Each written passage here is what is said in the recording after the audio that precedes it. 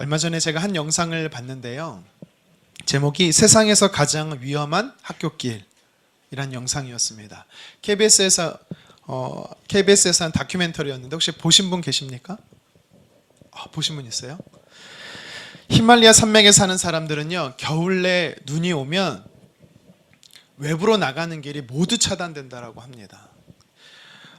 오직 밖으로 나갈 수 있는 길이 하나 있는데요. 그거는 봉우리 사이에 길게 뻗은 얼어붙은 강 위를 걸어가면 된다고 합니다. 대부분 마을에는 학교가 없기 때문에요. 우리 학생들이, 자녀들이 학교에서 공부를 하려면 학교가 있는 대도시로 가야 합니다. 문제는 우리처럼 학교 가는 길이 쉽지 않다는 겁니다. 아버지들은 아이들을 업고 꼬박 열흘을 가야 돼요. 가는 여정이 영하 20도 추위가 있습니다. 밤에는요, 숙소에서 자는 것이 아니라 길바닥에서 야영을 해야 되는 겁니다. 이게 문제가 아니에요. 더 어려운 게 뭐냐면 강을 걸을 때 아버지가 업고 가야 된다라는 거예요. 사진 한 장 보여주시겠습니까? 그나마 강 상류는요, 길이 얼어있기 때문에 괜찮아요. 근데 하루로 가면 강이 녹다 보니까요, 영하 30도, 40도 뼈를 시리게 만드는 정도의 강을요, 아버지가 아이를 업고 건너야 가야 되는 거예요. 혹여라도 강에 아이가 빠지잖아요. 저체온증으로 죽게 되고요, 강물에 휩쓸려 목숨을 잃게 되기 때문입니다. 이미 아버지의 발은 동상에 걸렸음에도 불구하고 포기하지 않고 끝까지 자녀를 등교시킵니다. 집과 학교의 거리가 멀기 때문에 아이들이 한번 학교에 가면 수년 동안 집에 돌아올 수가 없어요. 정문에서 이제 학교에 들어가는 아들을 향해서 한 아버지의 마지막 멘트가 울림이 됐습니다. 이렇게 말하는 거예요. 우리가 얼마나 힘들게 여기를 왔는지 기억하지? 열심히 공부해야 한다. 제가 이 웬만한 이렇게 영상을 드라마든 영화를 봐든 눈물을 흘리지 않거든요. 굉장히 T이기 때문에 F가 아니에요.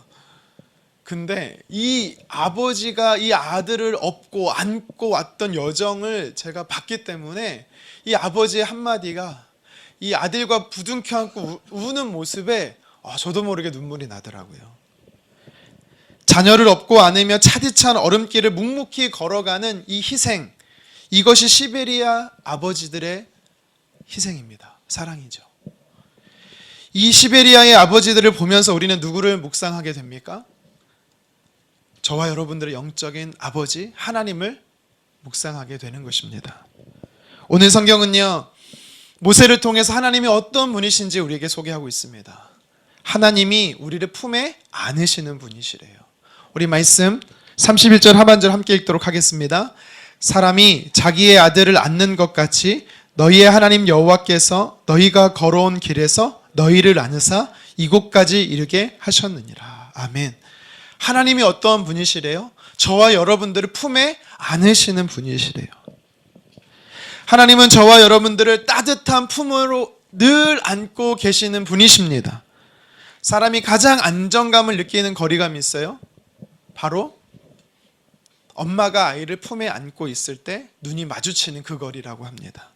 다시 말해 하나님께서 저와 여러분들을 품에 안으신다라는 것은 지금도 가장 안전한 상태에서 안정감 있게 저와 여러분들을 돌보신다라는 것입니다. 신명기 말씀이 어떤 내용이죠? 신명기 말씀은요, 모세가 요단 동편에서 이제 가나안 땅으로 입성하기 전에 이스라엘 백성들에게 지난 40년을 쭉 돌아보면서 하나님이 우리에게 어떤 일을 행하셨는지를 마지막 유언과 같이 설교하고 있는 말씀입니다. 그가 정말 중요한 메시지를 이스라엘 백성들에게 하면서 첫 번째로 했던 말 중에 하나가 뭐냐면 하나님은 우리를 품에 안으시는 분이시다. 여러분, 근데 좀 충격적인 이야기가 오늘 다음에 이어지고 있습니다. 32절에 보면 너희는 하나님을 믿지 않는다 라고 말합니다. 우리 32절 같이 한번 읽겠습니다. 이 일에 너희가 너희의 하나님 여호와를 믿지 아니하였도다. 아멘. 하나님이 나를 품에 안으시는 분이시다는 사실을 이스라엘 백성들이 믿지 않았다라는 겁니다. 왜 충격적인지 아세요? 믿지 않았다라고 쓰인 이 단어가요, 지난 과거 40년 동안 믿지 않았을 뿐만 아니라 지금 현재도 너희는 믿지 않고 있다라고 이야기하는 거기 때문이에요. 근데 실상 이스라엘 백성들은 어떤 사람들이에요? 그들은요, 애굽에서 내린 10가지 재앙을 직접 경험했던 사람들입니다.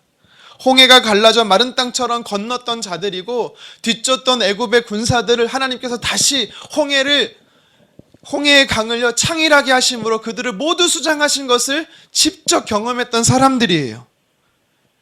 광야에서 만나와 메추라기를 하나님으로부터 공급받았습니다. 마라의 쓴물이 단물로 바꿔진 것을 경험했고요, 반석에서 물이 나오게 하신 하나님의 역사까지도 경험했습니다. 이것뿐입니까? 아말렉과의 전쟁에서, 아모리 왕 시온과 바산 왕 옥과의 전쟁에서 모두 승리케 하신 하나님을 그들은 봤어요.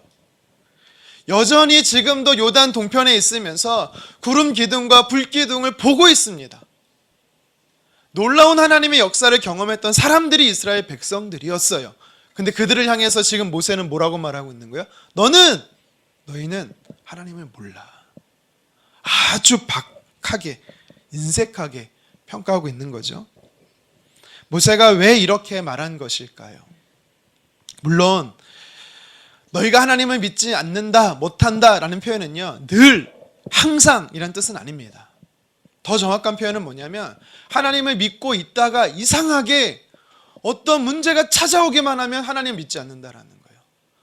하나님을 잘 믿다가도 어떤 어려움에 처하면 그 순간부터 돌변한다라는 거예요. 믿음의 사람이었다가 고난이 찾아오면 하나님 믿지 않는 사람으로 변하는 것, 이게 이스라엘 백성들의 모습이었다라는 겁니다.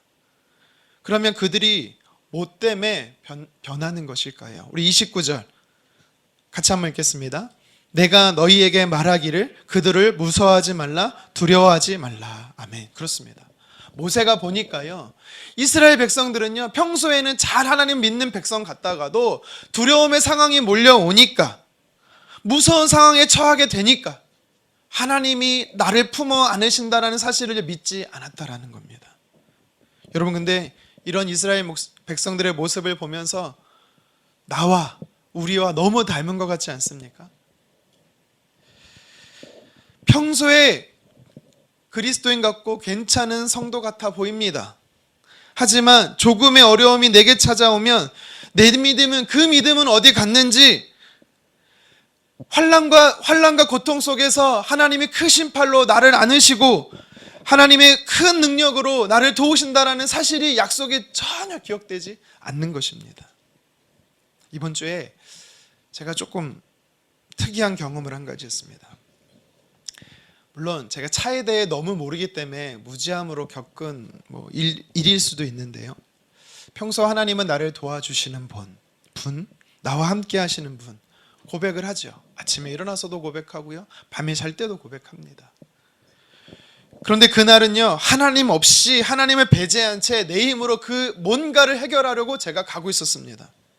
차를 몰고 미아초등학교 앞을 지나가고 있었어요. 학교 앞은요 30km 이상 밟으면 안 되죠. 그래서 제가 브레이크를 밟고 속력을 줄였습니다. 그리고 한참을 가다가 다시 이제 30km를 넘어섰기 때문에 악셀을 밟고 속도를 내기 시작했습니다. 근데 문제는요, 차에 힘이 들어가지 않는 거예요. 속도가 붙지 않는 겁니다. 중립으로 기어를 잘못 놨나 해서 봤더니 계속 드라이브로 되어 있었습니다. 계속해서 몇 차례 악셀을 밟지만 차가 안 나가는 겁니다.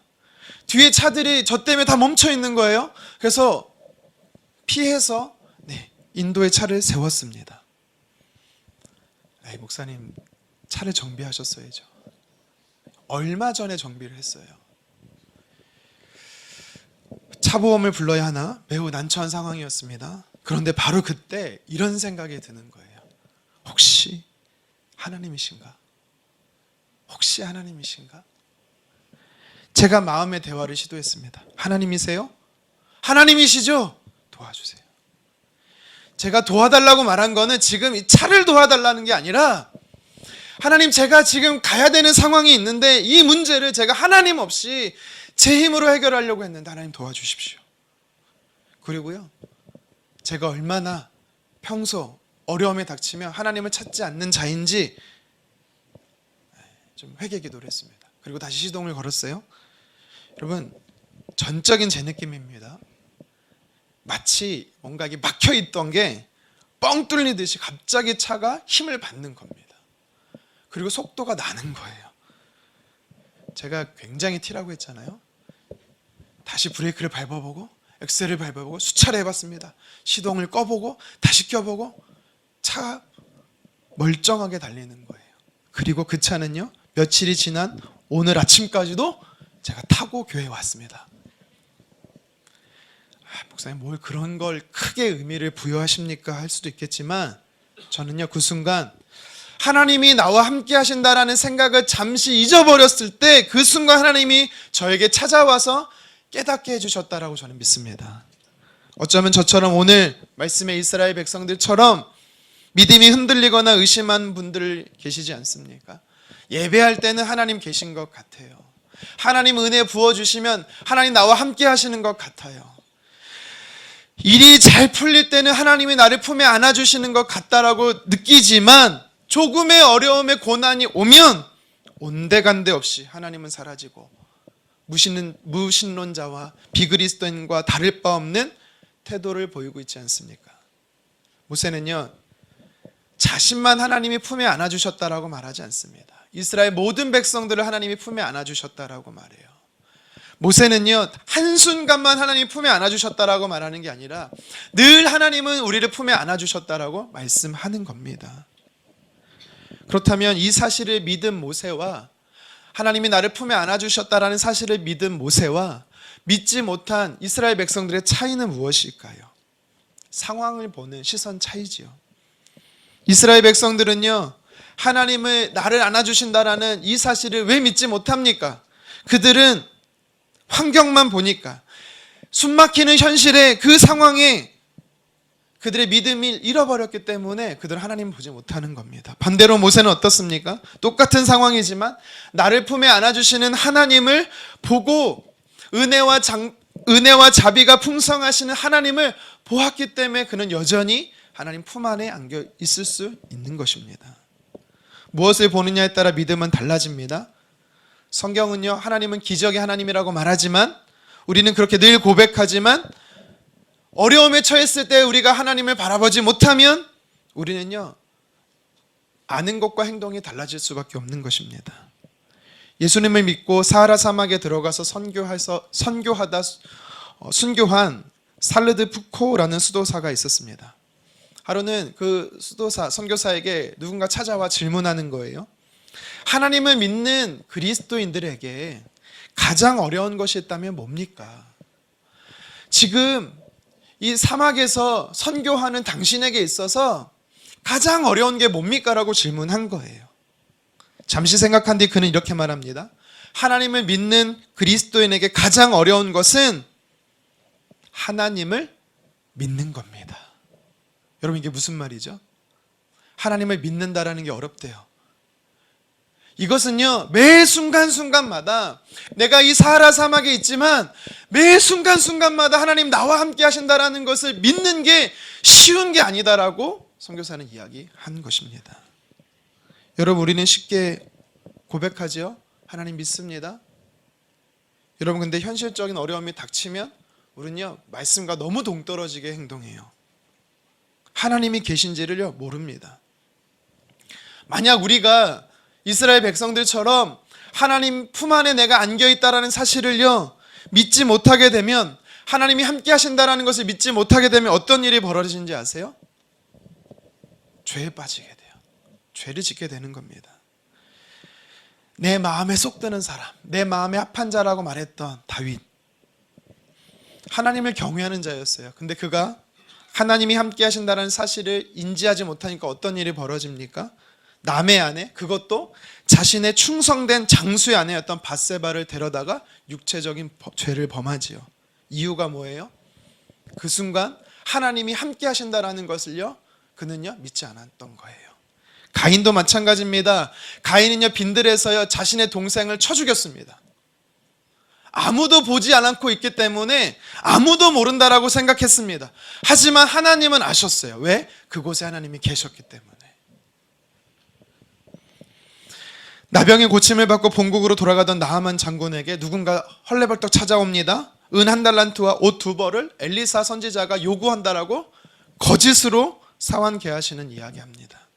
집을 팔아 일부를 감췄음에도 불구하고 전부 하나님께 드린다라고 말했던 아나니아와 삽비라 부부도 거짓말을 합니다. 가나안 땅에 들어가면 여리고성이 무너질 텐데 여리고성은 하나님께서 가나안 땅의 모든 전쟁 중에 첫 제물로 온전히 하나님이 받으셨기 때문에 너희는 전리품을 취하지 마. 하나님 분명히 이렇게 말씀하셨거든요.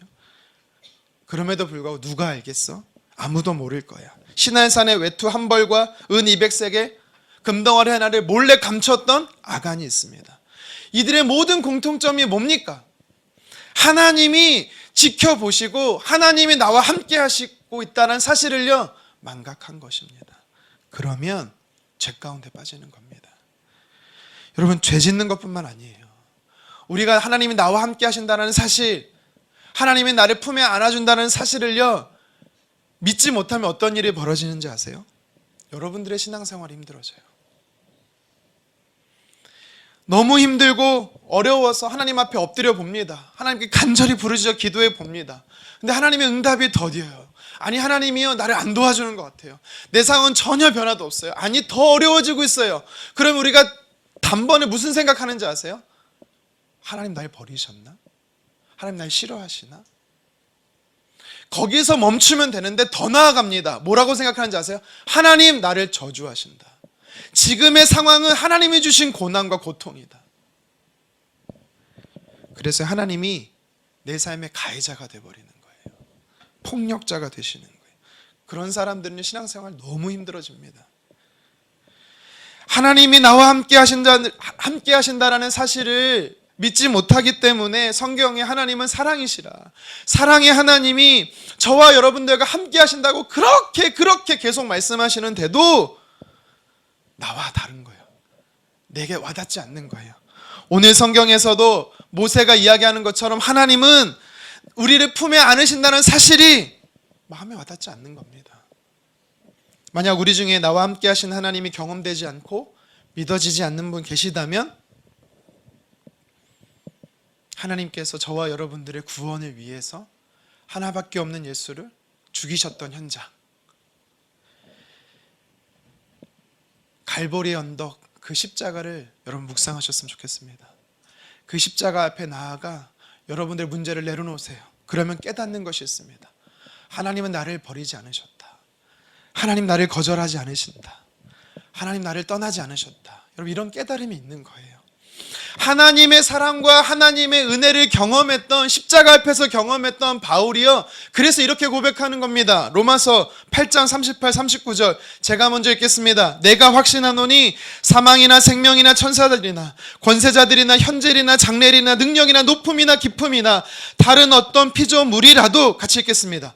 우리를 우리 주 예수 그리스도 안에 있는 하나님의 사랑에서 끊을 수 없으리라. 아멘.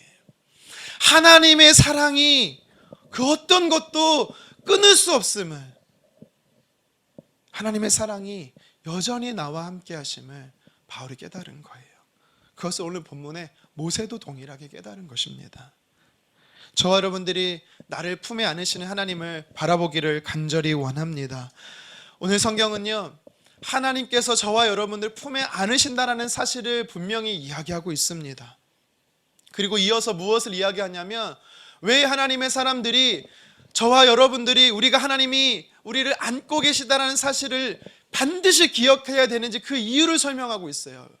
결론부터 말씀드리면요, 하나님 품에 안긴 자만이, 하나님 품 안에 있는 자만이 크고 놀라운 하나님의 은혜를 경험할 수 있기 때문입니다. 그래서 저와 여러분들이 모세가 경험한 하나님의 은혜, 하나님의 품에 안긴 자로서 하나님께서 베푸신 은혜를 저와 여러분들이 구체적으로 경험하기를 주님의 이름으로 축원합니다. 그러면 오늘 성경에서 하나님 품에 안긴 자에게 하나님이 어떤 은혜를 베푸신다라고 말씀합니까? 첫 번째로 하나님께서 앞서가신다라고 말씀하세요. 하나님께서 앞서가신다. 앞서가시는 은혜를 베푸신대요. 우리 30절 함께 읽도록 하겠습니다. 너희보다 먼저 가시는 너희 하나님 여호와께서 애굽에서 너희를 위하여 너희 목전에서 모든 일을 행하신 것 같이 이제도 너희를 위하여 싸우실 것이며. 아멘. 30절 상반절에 뭐라고 말해요? 너희보다 앞서 가시는 하나님, 먼저 가시는 하나님이라고 소개하고 있습니다. 우리는요, 가야 할 길을 알고 있어요. 언제 가야 할지, 어디로 가야 할지 알고 있습니다. 하지만 헤맬 때가 있죠. 그리고 가야 할 길을 알면서 어떻게 해야 할지도 알지만 한계에 부딪히면 포기할 때가 있습니다. 근데 우리 하나님은 어떠한 분이십니까? 전지전능하신 분이십니다. 하나님은 우리가 가야 할 길을 훤히 아실 뿐만 아니라 하나님은요, 가장 안전하게, 가장 온전하게 헤매지 않도록 안전한 길로 인도하시는 분이세요. 그런데 오늘 말씀에 보면 저와 여러분들을 품에 안으시는 하나님께서요, 앞서 가신다라고 말씀하시면서 앞서 가시는 이유가 있다라고 말해요.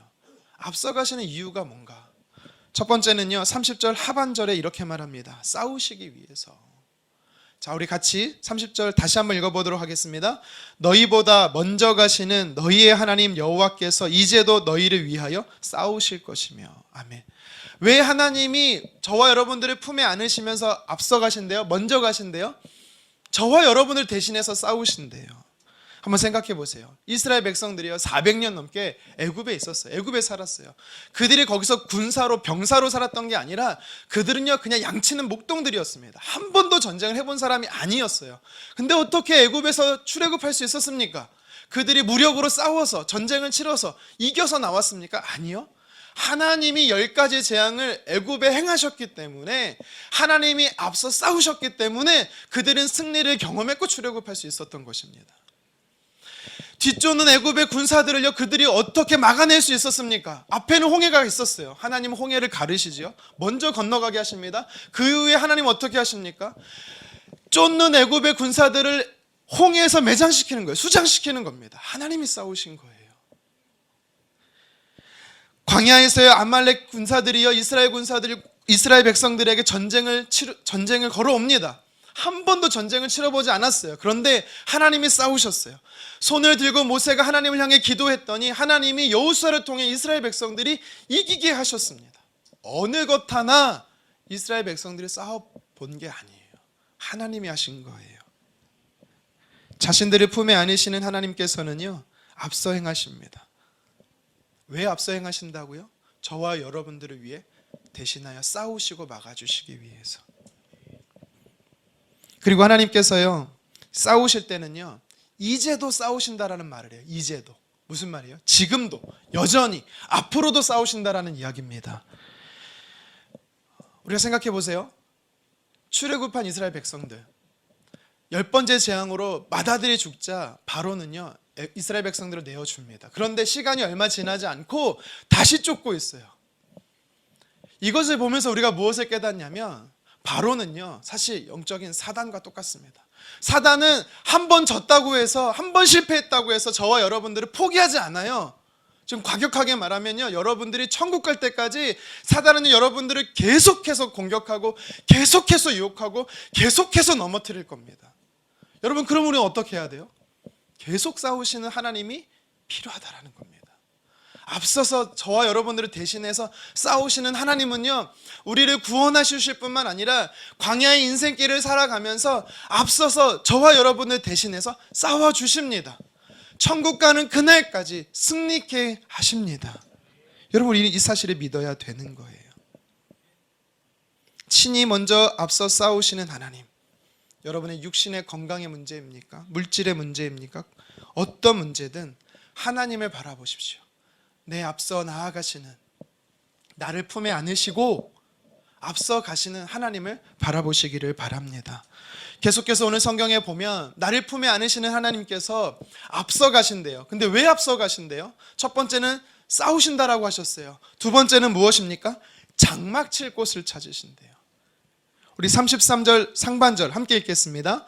그는 너희보다 먼저 그 길을 가시며 장막 칠 곳을 찾으시고. 아멘. 하나님께서 이스라엘 백성보다 앞서시는 이유가 뭐예요? 거주할 곳을 마련하신대요. 목자가 양을 위해 물을 찾고 풀을 찾으러 먼저 나가야 되는 것입니다. 자세히 살피듯 하나님도 저와 여러분들에게 있어서요, 가장 안전하고 평안한 곳, 쉴만한 물가와 푸른 초장을 예비하시는 분이세요. 이걸 믿어야 되는 겁니다. 여러분, 이사를 한번 생각해 보세요. 이사 갈 때 어떻게 해요? 몇 날 며칠을, 수개월을 정말 우리가 적당하게 살 수 있는 집을 찾기 위해서요, 막 두루 찾잖아요. 물은 잘 나오는지, 고장난 부분은 없는지, 난방은 잘 되는지, 교통은 편리한지 아주 면밀히 조사합니다. 하나님이 그러신다라는 거예요. 하나님이 그렇게 저와 여러분들의 앞서 가심으로 인해서요, 면밀히 예비하신다라는 사실 여러분 믿으셨으면 좋겠어요. 200만이 넘어요. 300만이라고 이야기해요. 근데 그들이요, 머물러야 된다라는 건요, 먹고 마시는 문제가 절대 사람에게 해당되는 문제가 아니라는 겁니다. 저희는요, 5명만 있어도 이사 가는 게 너무 어렵거든요. 곧 이사를 갈 건데 너무 힘듭니다. 하지만 하나님은 어떻게 하세요? 200만 명이 넘는 사람들이 어디에 머물러서 어디가 안전한지, 어디서 음식을 공급받을 수 있는지 다 예비하신다라는 사실입니다. 그래서 여러분, 걱정하지 마세요. 하나님보다 앞서서 선택하고 결정하지 마세요. 하나님이 앞서가시는 것을 믿음으로 보고 따라가세요. 그것이 지름길입니다. 여러분들의 학업이든 취업이든 결혼이든 무엇을 결정함에 있어서, 더 중차대하고 어려운 결정일수록 더더욱 하나님 앞서가게 하십시오. 그리고 그 길을 따라가십시오. 그럴 때 하나님의 품에 안으시는 은혜가 저와 여러분들에게 풍성하게 넘칠 것입니다. 계속해서 오늘 성경은요, 모세를 통해서 하나님 품에 안긴 자에게 허락되는 은혜가 있다라고 말합니다. 무엇입니까? 회복의 은혜를 주신다라는 겁니다. 회복의 은혜를 주신다. 우리 31절 하반절을 같이 한번 읽어보도록 하겠습니다. 너희가 걸어온 길에서 너희를 안으사 이곳까지 이르게 하셨느니라 하니. 아멘. 이곳까지 이르게 했다. 여기까지 인도했다. 여러분, 무슨 말입니까? 에베네셀의 하나님이죠. 에베네셀의 은혜를 모세가 선포하고 있는 것입니다. 여기까지 인도하셨다. 지금까지 인도하셨다. 사무엘상 7장에 보면요, 사무엘 선지자가 돌을 가져다가 블레셋과 싸우고 승리하고 나서요, 돌을 가져다가 그곳의 이름을 에베네셀이라고 말합니다. 에베네셀은 도움의 돌이란 뜻이에요. 단순히 여러분, 이것은요, 승리했다란 정도가 아니에요.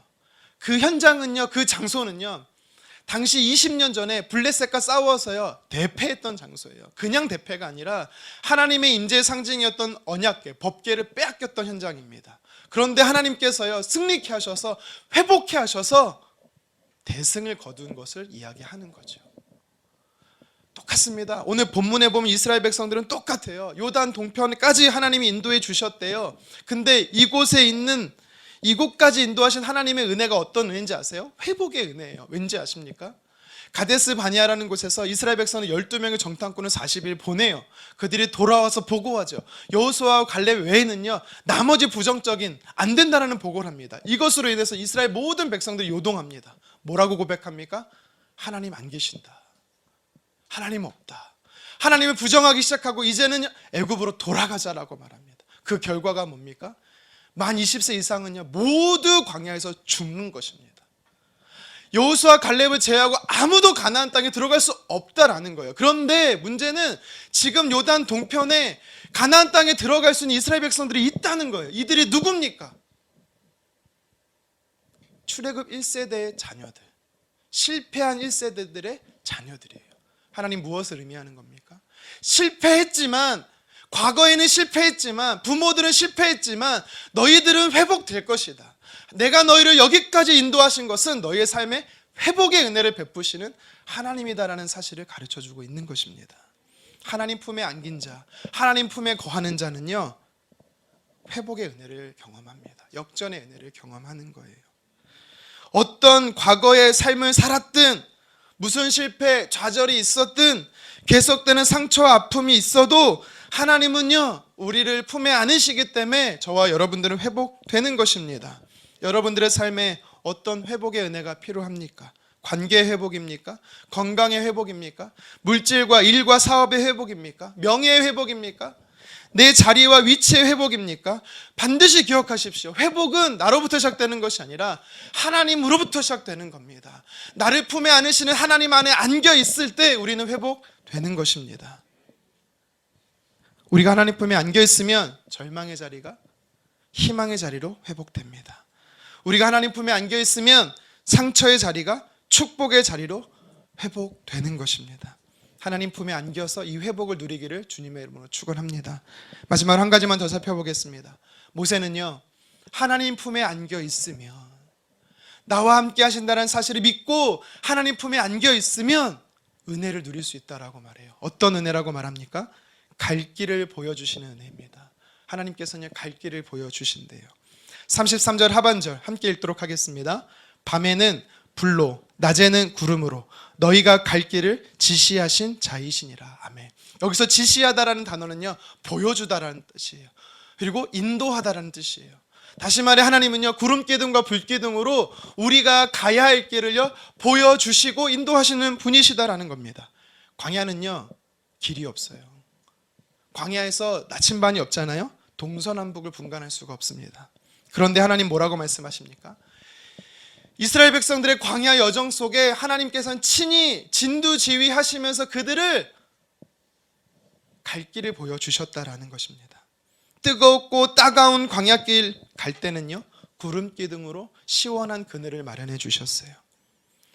추운 저녁에는요, 밤에는 불 기둥으로 따뜻하게 그리고 환하게 비춰 갈 길을 보여주시는 분이십니다.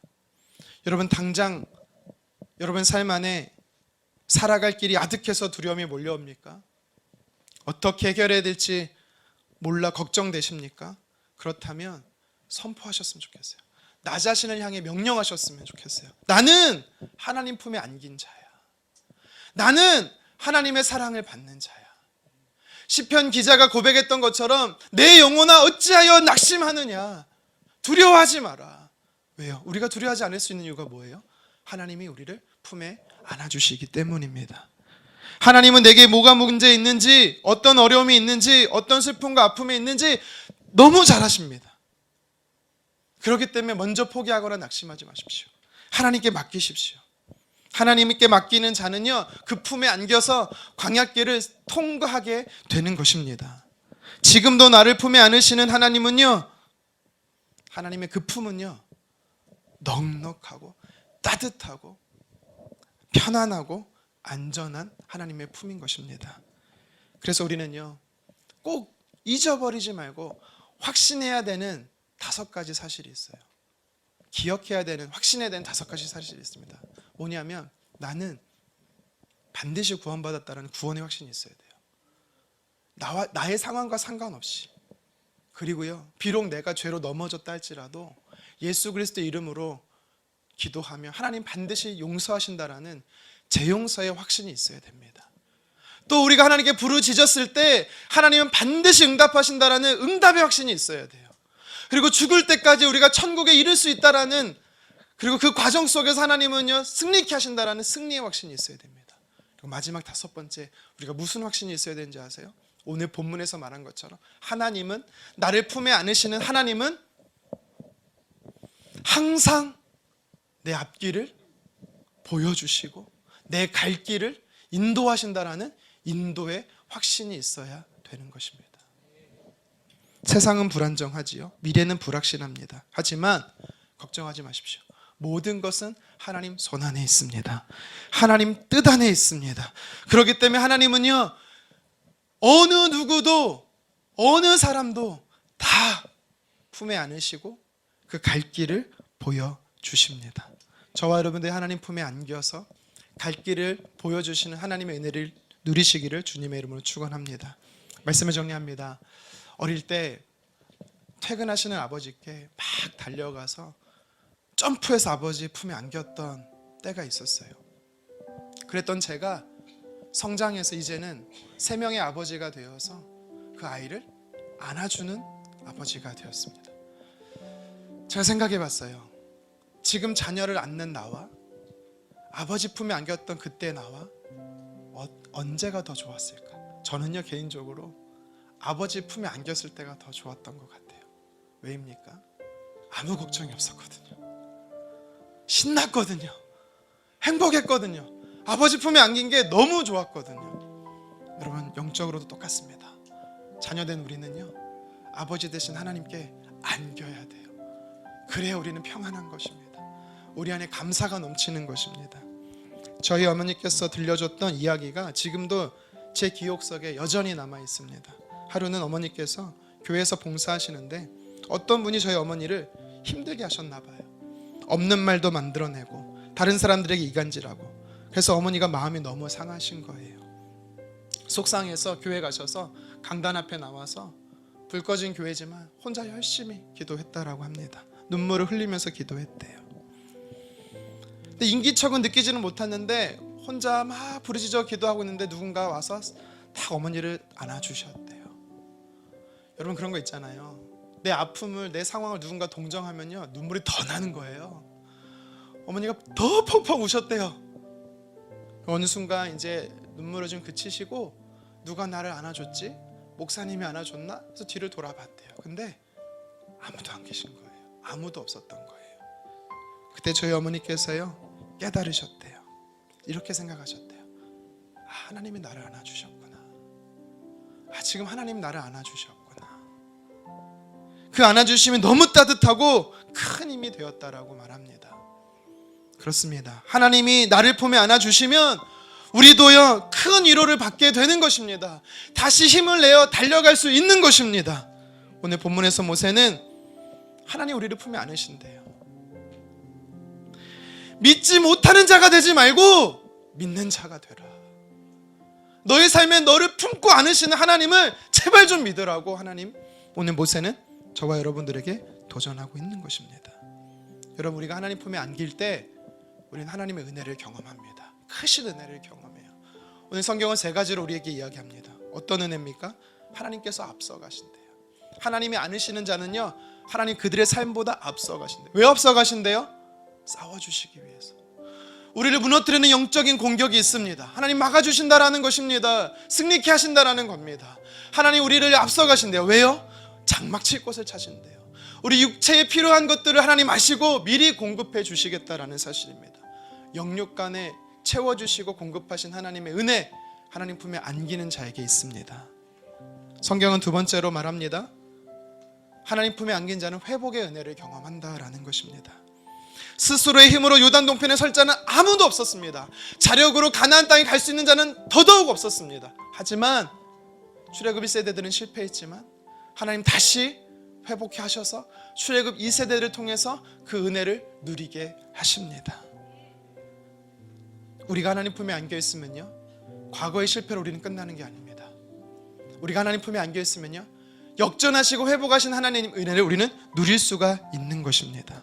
세 번째로 모세는요, 하나님 품에 안긴 자는요, 그 갈 길을 보여주신 은혜를 누린다라고 말씀하세요. 저와 여러분들의 아버지 되신 하나님은 가장 좋은 길로, 가장 완전한 길로 우리를 이끄시고 인도하시는 분이십니다. 이 사실을 믿고 저와 여러분들이 오늘도 늘 하나님 품에 안겨서 앞서가시는 하나님의 은혜, 회복의 은혜, 갈 길을 보여주시는 은혜를 날마다 누리기를 주님의 이름으로 축원합니다.